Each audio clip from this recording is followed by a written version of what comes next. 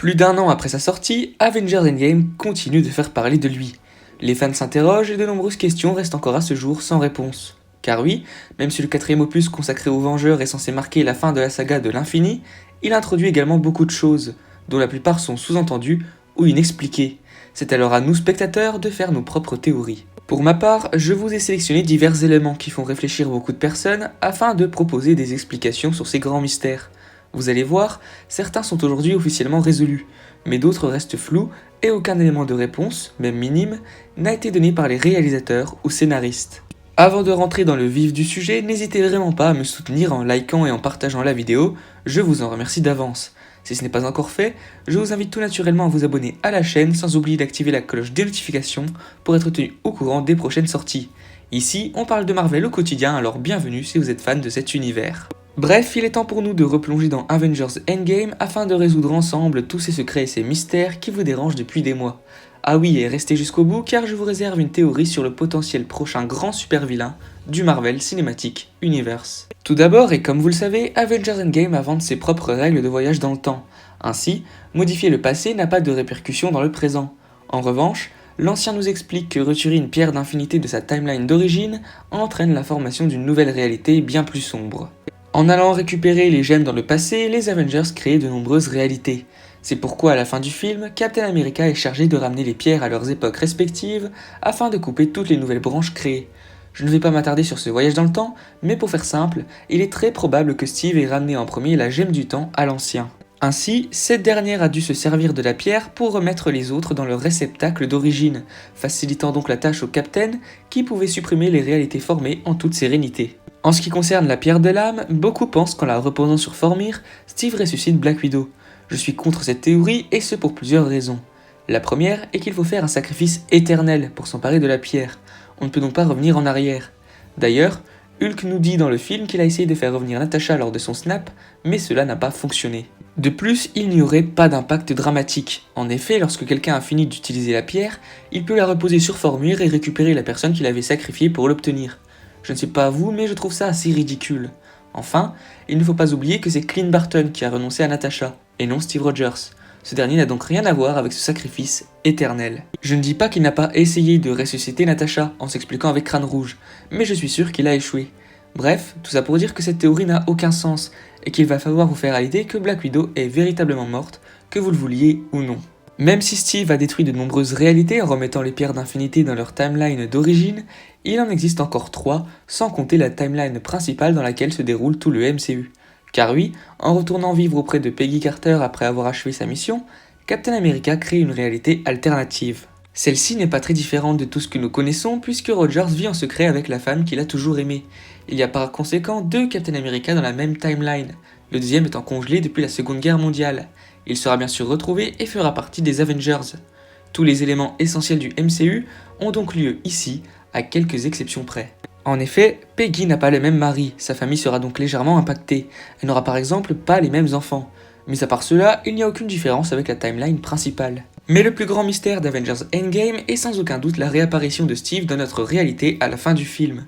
De nombreux fans s'interrogent encore. Cette scène est-elle cohérente ou est-ce un paradoxe temporel ?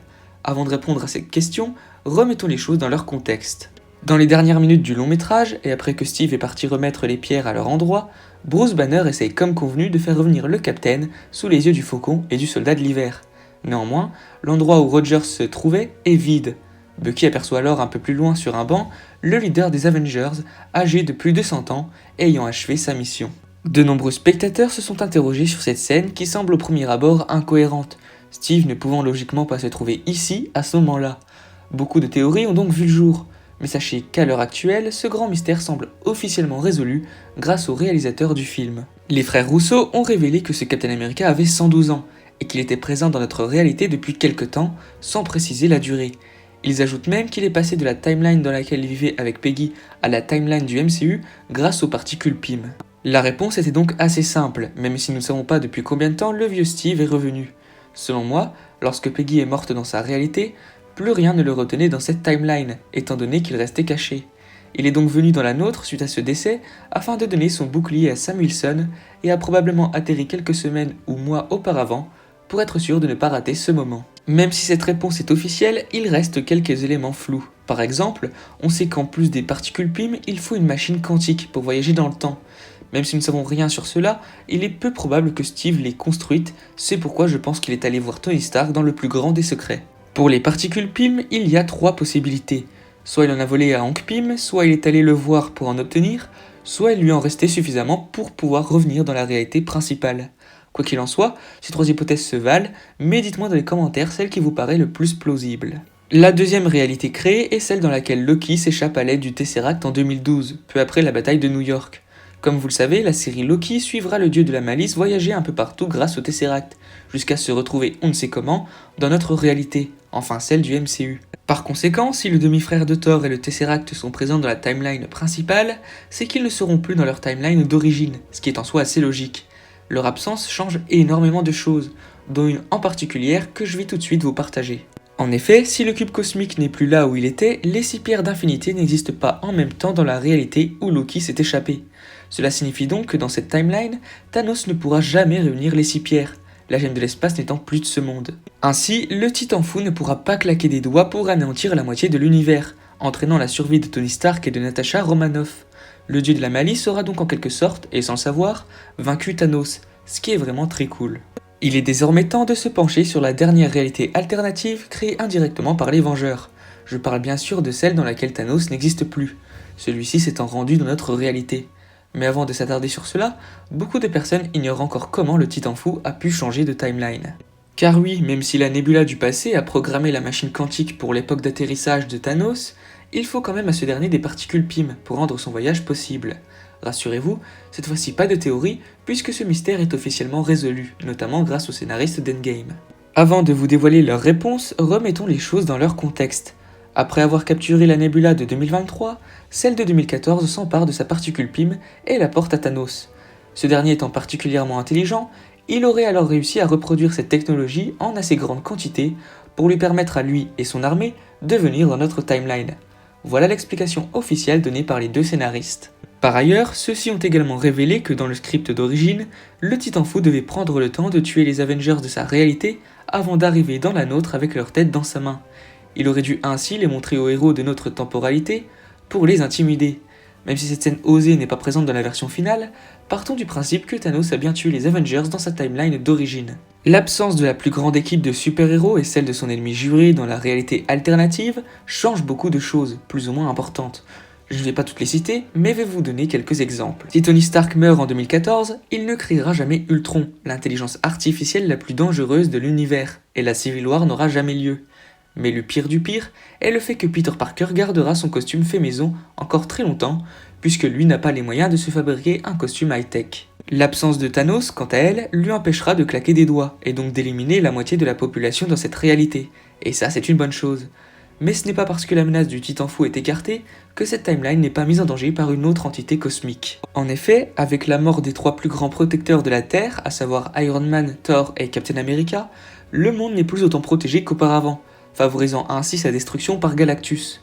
Ce dernier pourrait arriver des années après la disparition des Avengers. Sans les 3 héros cités précédemment, il est plus facile pour lui de dévorer l'univers et ainsi condamner cette réalité alternative. Pour clôturer cette vidéo, j'ai une dernière théorie à vous proposer concernant l'arrivée de Galactus dans la timeline principale, celle dans laquelle se déroule le MCU. Si l'on se fie à ce que dit Rocket dans Endgame, un claquement de doigts utilisant le pouvoir des 6 pierres d'infinité libère une énorme vague d'énergie. Celle-ci est tellement grande qu'elle est repérable à des années-lumière, c'est d'ailleurs grâce à elle que les Avengers parviennent à retrouver la trace de Thanos suite à son 2e snap, dont le but était de détruire les gemmes. Il ne faut pas oublier qu'il y a eu au total 3 claquements de doigts sur Terre, celui de Thanos consistant à exterminer la moitié de l'univers, celui de Hulk permettant de la faire revenir, et enfin le snap d'Iron Man qui a réduit en poussière le Titan fou et toute son armée. 3 gigantesques vagues d'énergie ont donc été libérées de la Terre, et je pense que cela aura un lien avec l'arrivée prochaine de Galactus, dont le but est de consommer l'énergie de planètes vivantes pour assurer sa subsistance. Je pense que vous voyez maintenant où je veux en venir. Selon moi, l'énergie provenant de la Terre serait repérée par Galactus lui-même, qui déciderait alors de se diriger vers notre planète pour la consumer. Après tout, la Terre est jeune et pleine de vie, et pourrait ainsi permettre à l'entité cosmique de se nourrir d'assez d'énergie pour vivre plus longtemps sans avoir besoin de dévorer constamment d'autres planètes. Je ne sais pas ce que vous en pensez, mais personnellement je trouve cette idée plutôt cool. Cela ferait de Galactus antagoniste du prochain film Avengers et établirait un petit lien entre lui et Thanos, deux des plus grands vilains Marvel de tous les temps. C'est la fin de cette vidéo, j'espère qu'elle vous aura plu. Si c'est le cas, n'hésitez pas à la liker et à la partager, ça serait un immense soutien. En tout cas, je vous en remercie d'avance.